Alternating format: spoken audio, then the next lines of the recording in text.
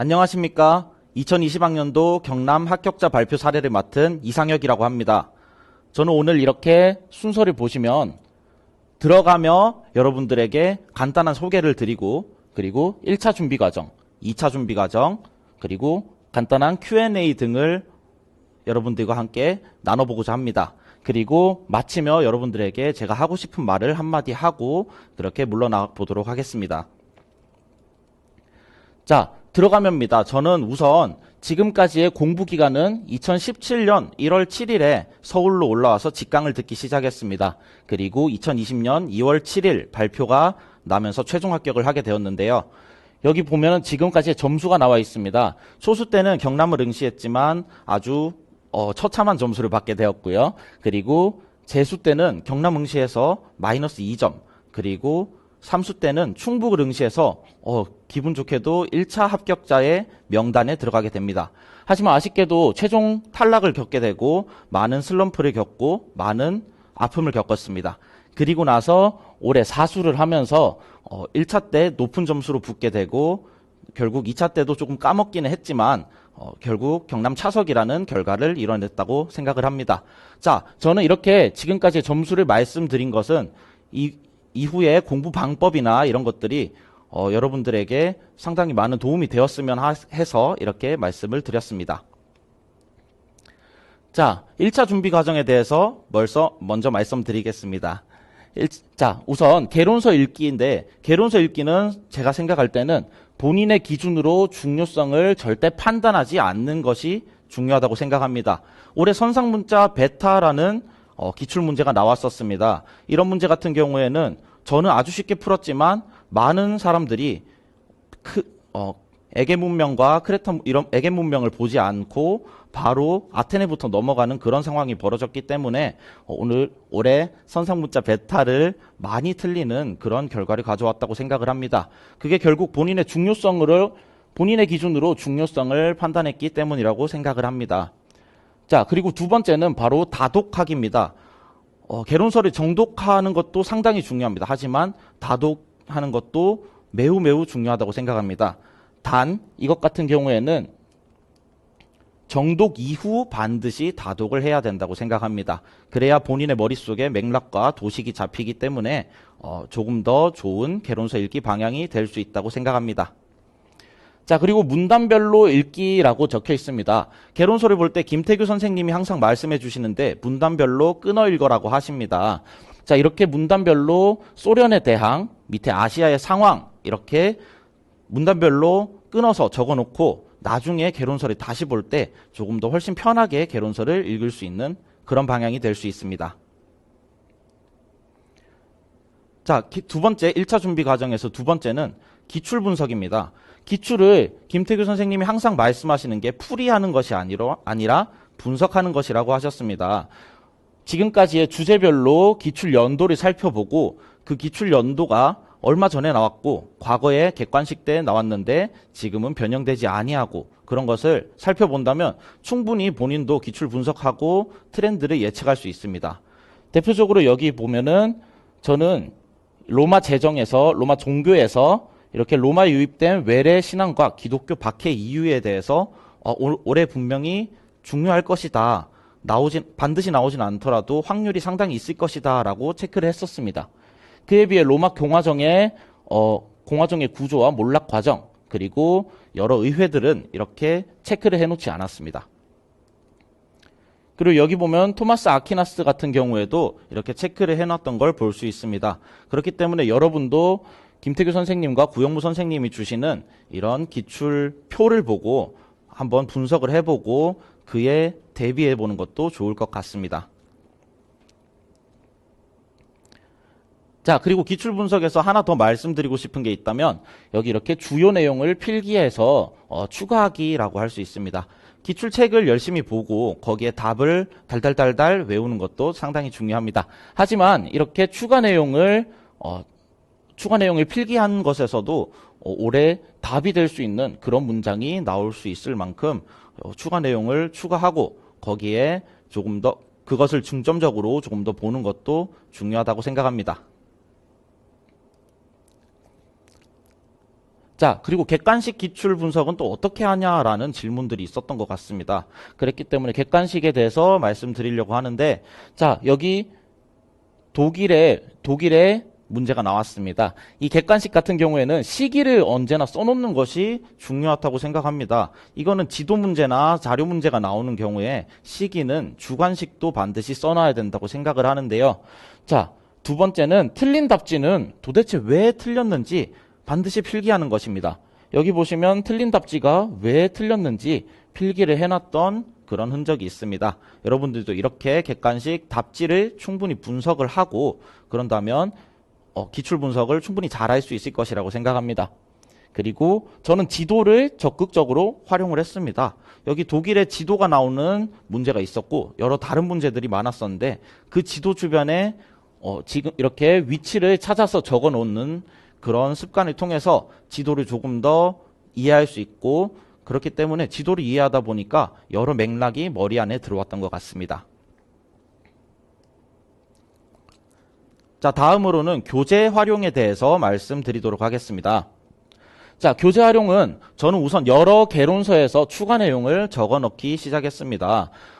동양사 같은 경우에는 한중, 아틀라스, 동계 이렇게 여러 내용을 추가하면서 그렇게 추가하다 보니까 올해 문제인 유한의 전매제 같은 경우에도 제 책에는 이미 있었습니다. 물론 선생님들 책이 정말 좋지만 그래도 빠져있는 내용을 추가한다면 조금 더 좋은 교재가 될 수 있을 것이라고 생각합니다. 자, 두 번째는 맥락 혹은 에피소드를 적어 놓는 것입니다. 맥락과 에피소드를 적어 놓는 이유는 결국 이제 마지막에는 교재만 돌리고 개론서를 조금 등한시하게 되는데 그때 나오는 부작용을 방지하기 위해서입니다. 개론서에서는 맥락을 알 수 있고 에피소드를 알 수 있지만 교재에서는 맥락과 에피소드를 알 수가 없습니다. 하지만 본인이 맥락과 에피소드를 적어 놓는다면 충분히 개론서에 버금가는 그런 효과를 가져올 수 있다고 생각합니다. 자, 이렇게 여러 개론서에 있던 추가 내용을 추가한 그런 사례입니다. 자, 여기에 맥락과 에피소드 같은 것을 적어 놓는다고 했는데 저는 여기 수리부작에 대해서 이렇게 저술할 뿐 창작하지 않는다라는 그런 것을 이제 인터넷을 통해서 검색을 했습니다. 그리고 올해 문제와 비교를 해본다면 이 저술할 뿐 창작하지 않는다라는 이 말 때문에 저는 이 문제를 맞출 수 있었다고 생각을 합니다. 자, 두 번째입니다. 여기서는 파랑의 난과 영가의 난에 대해서 제가 맥락과 에피소드를 적어놨던 것입니다. 이렇게 에피소드 그리고 당시 연도 등을 이렇게 기록함으로써 이렇게 문제에 대해서 힌트를 충분히 얻어낼 수 있었고 그 힌트를 통해서 아주 쉽게 문제를 맞출 수 있었지만 이 맥락과 에피소드가 조금 부족했던 분들께서는 이 문제에 대해서 상당히 곤란한 상황을 겪었다고 그렇게 전해 들었습니다. 자, 그리고 교재 활용의 마지막은 저는 특이 주제를 정리하는 것이라고 생각을 합니다. 주로 이렇게 여기 보면 명나라 때 황관에 대해서 쭉 정리를 해놨습니다. 이렇게 황관이라든가 아니면 다른 본인이 생각하기에 특이 주제에 대해서 개론서 등을 찾아가지고 이렇게 정리를 해서 깔끔하게 보기 좋게 한다면 좋은 교재 활용 사례가 될 수 있을 것이라고 생각합니다.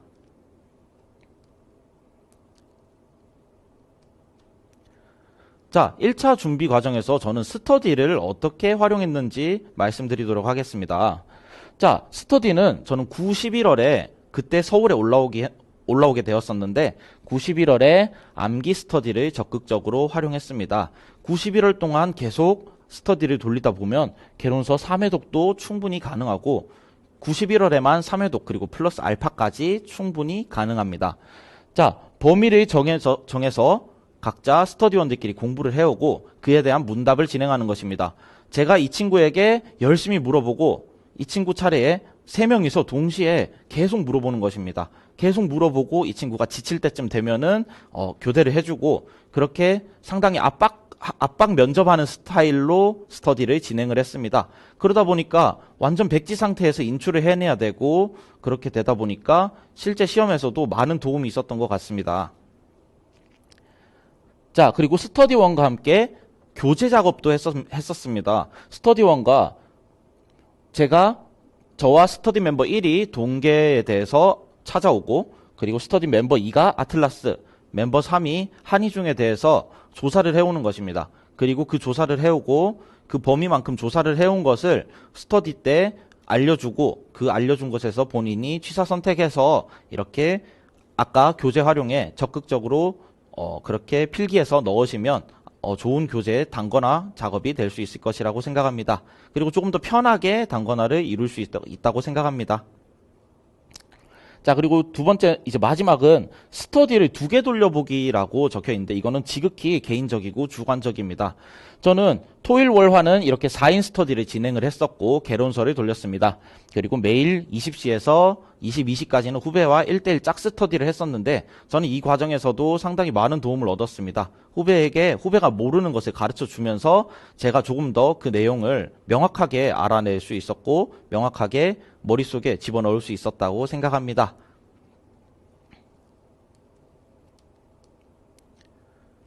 자, 그리고 이제 1차 시험장까지 갔습니다. 1차 시험장에서는 여러분이 어떻게 해야 되나? 문제를 받고 절대 당황하면 안 됩니다. 당황하면 제가 아는 문제도 틀릴 가능성이 매우 많습니다. 특히 올해같이 문제가 이상하게 나온 해에는 자기가 아는 문제도 멘탈이 나가버리면서 틀리는 그런 경우도 생기는데, 이런 상황에서도 결국 멘탈이 잡고 있는 사람이 끝까지 승리하는 것이기 때문에 여러분들도 1차 시험장에서 모르는 문제, 모르는 자료가 나온다고 하더라도 여러분들이 끝까지 멘탈이 잡기를 바랍니다. 자, 그리고 평상시 사료나 개론서 등을 읽으면서 문해력을 상승시키는 것이 중요하다고 생각합니다. 이렇게 문해력이 높다면 올해 나온 한바닥짜리 역교론 문제 같은 경우에도 그렇게 큰 무리 없이 풀어낼 수 있을 것이라고 생각합니다. 자, 두 번째는 모르는 문제라고 적혀 있는데, 한 해에 모르는 문제가 분명히 2문제 이상 나오게 됩니다. 그럴 때는 역사적 상상력을 동원해서 푼다고 생각하면 되는데, 역사적 상상력은 우리가 학생들에게만 길러주는 것이 아니라 우리 스스로도 충분히 길러야 된다고 생각합니다. 많은 맥락과 스키머를 활용해서 역사적 상상력을 기르고, 이렇게 시험 문제에서 역사적 상상력을 동원을 하는 것입니다. 저는 실제로 여성운동 내부에서 공통적으로 제기되었던 비판을 알지 못했습니다. 하지만 남성 참정권 운동과 비교했을 때 남성 참정권 운동이 처음에 부르주아지 중심으로 나아갔었고, 그랬기 때문에 여성 참정권 운동도 여성 부르주아지 중심이 아니었을까라고 생각을 했습니다. 그렇게 답을 적으니 그게 답이 되었다고 김태규 선생님께서 말씀을 해주셨고, 저는 역사적 상상력이 아주 상당히 중요하다고 그렇게 느끼는 계기가 되었습니다. 자, 다음으로는 이제 2차 스터디에 대해서 말씀드리겠습니다. 2차 스터디는 12월 스터디와 1월 스터디로 나눠서 말씀을 드릴 건데, 12월 스터디는 주 3회 실시해서 월, 수, 금을 돌렸습니다. 이때는 교과서를 한번 돌린다는 생각을 가장 크게 가졌던 것 같습니다. 내가 교과서에 있는 내용을 모르는데 남이 푼 문제를 풀기는 상당히 어렵다고 생각했고, 1차 준비하듯이 1차 때 개론서를 머리에 집어넣듯이 이때 12월에는 교과서를 머리에 집어넣는데 상당히 집중을 했던 것 같습니다. 그리고 면접은 개인 공부를 했지만 면접 스터디를 진행하는 것이 사실 더 좋다고 생각합니다. 자, 그리고 이제 그랬기 때문에 자신이 준비한 수업으로만 진행을 했습니다. 우리 스터디원들은. 자, 그래가지고 자신의 수업을 만들어가고 자신의 수업의 기준을 만들어가는 그런 단계를 마련했고, 나아가서 그 이후에 그 자신이 만든 수업으로 1월 스터디를 진행을 했습니다. 그리고 이때 한번 말씀드리고 싶은 게 뭐냐면, 1차 준비 과정의 피로를 본인만의 힐링으로 꼭 풀어주시기 바랍니다. 그래야 나중에 1월까지 열심히 달릴 수 있는 그런 체력이 마련된다고 생각합니다. 자, 1월 스터디는 이제 본격적으로 엄청 힘들게 진행이 됩니다. 주 7회 스터디를 했었고, 아침 10시부터 오후 10시까지 스터디원들과 항상 붙어 있었습니다. 물론 조금씩 유동적으로 시간을 옮기긴 했지만 보통 그렇게 있었고, 자, 수업 후 피드백, 그리고 피드백 반영, 교과서 분석까지 계속 이 작업을 끊임없이 반복을 했습니다. 그리고 면접은 스터디원과 함께 했었고, 다른 시도에 응시하는 선생님들과 이렇게 연합하여 스터디하는 것도 정말 좋다고 생각합니다. 자, 스터디 후에는 카페에서 지역이 다른 경기 선생님, 충남 선생님과 같이 만나서 새벽 2시까지 면접에 대한 얘기를 진행했습니다. 이때는 스터디라기보다 약간 토론에 가까운 그런 내용이었는데 이때 많은 도움을 얻었던 것 같습니다. 그리고 많은 내용도 정리할 수 있었던 것 같습니다. 자, 제가 1월 스터디를 진행하면서 특이점이 어떤 게 있냐면 저희는 행복한 교육을 분석했었는데 교육부 잡지인데 1월부터 올해 2020년 1월호까지 다 같이 분석을 했었고 실제로 거기서 많은 것을 얻었던 것 같습니다.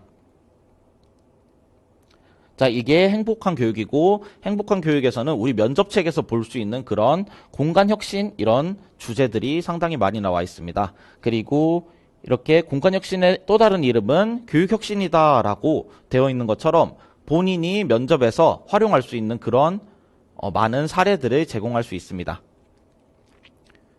자, 여기 면접 레시피 책에서 면접 레시피 카페에서 다운받은 이렇게 마을교육 공동체에 대한 그런 면접 정리인데 이것도 행복한 교육을 활용하고 그리고 카페에서 면접 친구들과 같이 한번 면접을 하면서 이렇게 본인이 쓸 말을 정리해 놓은 그런 사례입니다. 여기도 역시 과정중심 평가에 대해서 제가 쓸 말에 대해서 얘기해 놓은 사례입니다. 자, 이제 다음은 Q&A 시간을 가져보도록 할 텐데 사실 여러분들과 직접적으로 Q&A 시간을 가질 수 없기 때문에 제 주변의 사람들에게 질문을 받고 그에 대해서 응답을 하는 방식으로 진행을 하겠습니다. 여기 최탈에서 최합까지라고 돼 있는데 저는 19년 2월 8일에 최종 탈락을 했고 노량진에서 내려갔습니다. 그리고 4월까지 제대로 정신이 돌아오지 않아서 5월부터 공부를 시작했는데요. 그 이후에도 6월에 또 상당히 힘든 그런 일도 있었기 때문에 공부에 똑바로 집중하기가 힘든 그런 상황이었습니다. 자, 그래서 어떻게 제가 최탈에서 최합까지 가게 되었는가를 생각해 보니까 우선 잘 놀고 열심히 공부했던 것 같습니다. 많은 사람들이 놀 때 나는 365일 하루에 12시간씩 앉아 있어야지 라고 생각을 합니다. 그랬기 때문에 놀 때 상당한 죄책감을 가지고 상당히 걱정을 하면서 그렇게 놀고 있습니다. 저는 놀 때는 확실하게 놀아야 된다고 생각합니다. 놀 때는 2일, 3일 확실하게 놀고 그 죄책감으로 2주, 3주를 공부하는 겁니다. 그렇게 하고 나서 다시 또 힘들 때가 되면 조금 쉬고 그렇게 반복하면 본인이 충분히 알아서 이 패턴을 조절할 수 있게 되고 그렇게 되면 오히려 공부의 효율이 훨씬 늘어난다고 생각합니다.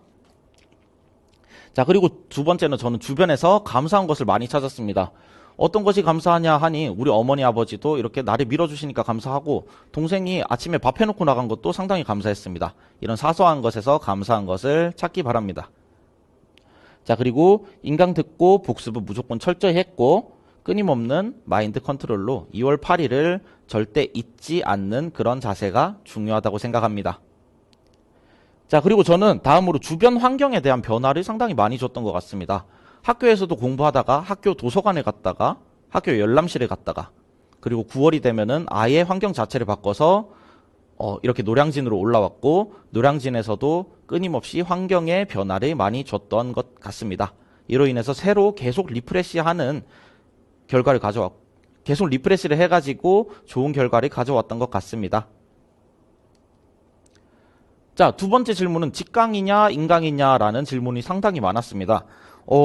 직강의 장점은 이런 장점들이 있고 단점도 있습니다. 인강 역시 장단점이 명확하게 있습니다. 이런 직강과 인강의 장단점을 여러분이 스스로 한번 잘 판단을 해보고 이런 것을 본인 스스로 판단을 해보는 게 가장 중요하다고 생각합니다. 자, 한자는 해야 되나라는 말을 많이 하십니다. 제가 생각할 때 한자 문제는 항상 나오는 것이고 올해 같은 경우에는 특히나 두 문제, 한국사 한 문제, 동양사 한 문제, 그리고 심지어 이렇게 신문 문제 같은 경우에는 한자와 국한문 혼용을 쓰면서 아래 아자까지 쓰는 혼종을 냈습니다. 자, 이런 문제가 나오기 때문에 한자는 반드시 해야 되고 어떻게 해야 되냐라고 하면은 고영무 선생님이 주시는 기출 한자를 반드시 분석하고 그 기출 한자에서 나아가서 한자 암기 책을 하나 사서 본인이 이렇게 8월까지는 한자를 꾸준히 하루에 30분씩 해주는 것이 중요하다고 생각합니다. 이제 이렇게 한자를 열심히 하다 보면은 나중에 본인이 모르는 한자가 있어도 이거 같은 경우에는 조금 유추해서 찍기도 가능한 그런 상황까지 나오니까 한자는 끝까지 해주시기 바랍니다. 자, 참고 서적에 대해서 상당히 많이 물어보시는데 이렇게 한국사, 동양사, 서양사, 역사교육론 이렇게 네 가지 테마로 이렇게 제가 참고했던 책을 이렇게 적어봤습니다. 이 책을 하나하나 설명하려면 너무 시간이 오래 걸리니까 이거 같은 경우에는 여러분들께서 제 합격 수기를 참고해 주시면 좋을 것 같아요. 이렇게 참고만 부탁드리겠습니다. 자, 슬럼프 극복은 어떻게 하셨나요? 라는 질문도 있었습니다. 슬럼프 극복 같은 경우에는 놀기, 남과 비교하지 않기, 그리고 운동하기, 주변 둘러보기입니다. 이거 같은 경우에는 아까 제가 앞에서 질문을 받았던 최탈에서 최합까지의 상당히 좀 많이 겹치는 그런 내용들인데 결국은 잘 놀고 남과 비교하지 않고 본인의 자존감을 키우고 본인의 자존감을 끝까지 유지한다면 여러분들 충분히 할 수 있다고 생각합니다. 자, 그리고 서양사 강좌를 읽어야 되나라는 질문도 세 사람에게 받았습니다. 제가 생각할 때는 서양사 강좌 같은 경우에는 중요하다고 생각합니다.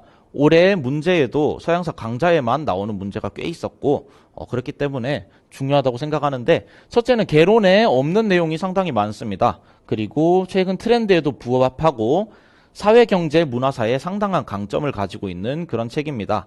그렇기 때문에 이럴 정치사 중심의 서양사 개론과 합쳐서 읽는다면 상당히 좋은 효과를 가져올 수 있다고 생각합니다. 자, 대표적으로 농지분배 3인위원회 같은 경우에도 실제로 개론에는 없는 내용이고 여기도 요하네스 12세 같은 경우에도 개론에 없는 내용인데 서양사 강좌에는 있으니 많이 참고해 주시기 바랍니다. 자, 그리고 이거는 올해 기출되었던 내용이었고요. 자, 그리고 서양사 강좌 이거 김쌤이 주신 프린트 자료인데 여기 보면은 마지막에 보부 아래에 제2의 성이라고 이렇게 나와 있습니다. 이것만 열심히 읽었어도 제2의 성 하나 정도는 1점 정도는 충분히 가져갈 수 있는 그런 문제라고 생각합니다. 이렇게 트렌드에 맞으니까 그리고 최근 기출의 반영 비율도 늘어나니까 서양사 강좌를 반드시 읽어야 된다고 생각합니다. 자, 이제 마치며라고 돼 있는데 여러분들에게 그냥 하나 말씀드리고 싶은 게 있었습니다. 가는 길은 상당히 여러 가지입니다. 저는 경남에 갔다가 충북도 갔다가 다시 경남으로 오게 된 이런 케이스고 여러분들이 가고 싶은 지역도 있을 것이고 결국 목적은 임용 최종 합격이라고 생각을 합니다. 이 임용 최종 합격으로 가는 길은 여러분들 모두 다릅니다. 모두 자신의 다른 공부 방법이 있고 모두 자신의 다른 패턴이 있습니다. 그 패턴을 잘 찾아서 공부 방법을 잘 찾아서 열심히 한다면 결국 임용 최종 합격이라는 길로 시간의 차이만 있을 뿐이지 결국 도달할 수 있다고 생각합니다. 여러분들도 충분히 할 수 있으니까 열심히 해주시기 바랍니다. 네, 이상으로 합격자 사례 발표를 마치도록 하겠습니다. 감사합니다.